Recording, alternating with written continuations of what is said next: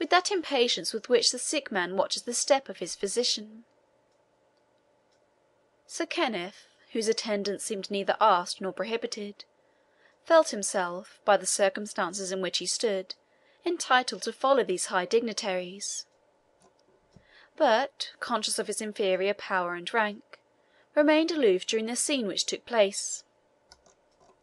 Richard, when they entered his apartment, immediately exclaimed, "So ho! A goodly fellowship come to see Richard take his leap into the dark. My noble allies, I greet you as the representatives of our assembled league. Richard will again be amongst you in his former fashion, or you shall bear to the grave what is left of him.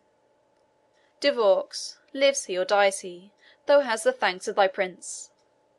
There is yet another, but this fever hath wasted my eyesight. What, the bold Scot, who would climb heaven without a ladder? He is welcome too. Come, Sir Hakim, to the work, to the work!"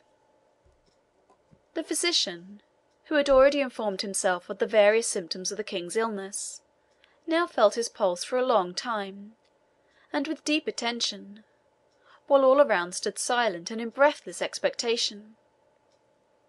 The sage next filled a cup with spring water, and dipped into it the small red purse, which, as formerly, he took from his bosom.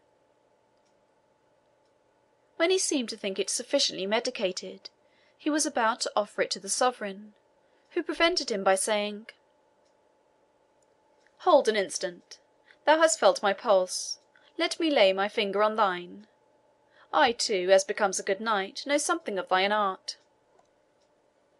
The Arabian yielded his hand without hesitation, and his long, slender, dark fingers were for an instant enclosed, and almost buried, in the large enfoldment of King Richard's hand. "His blood beats as calm as an infant's," said the King. "So throbs not theirs who poison princes.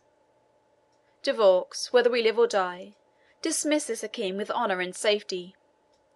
Command us, friend, to the noble Saladin. Should I die, it is without doubt of his faith. Should I live, it will be to thank him as a warrior would desire to be thanked."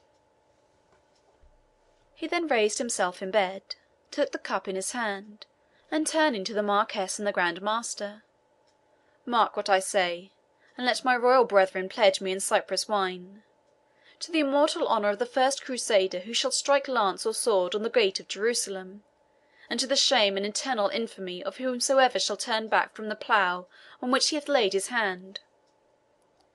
He drank the cup to the bottom, resigned it to the Arabian, and sunk back, as if exhausted, upon the cushions which were arranged to receive him. The physician then, with silent but expressive signs, directed that all should leave the tent excepting himself and De Vaux, whom no remonstrance could induce to withdraw. The apartment was cleared accordingly. Chapter 9.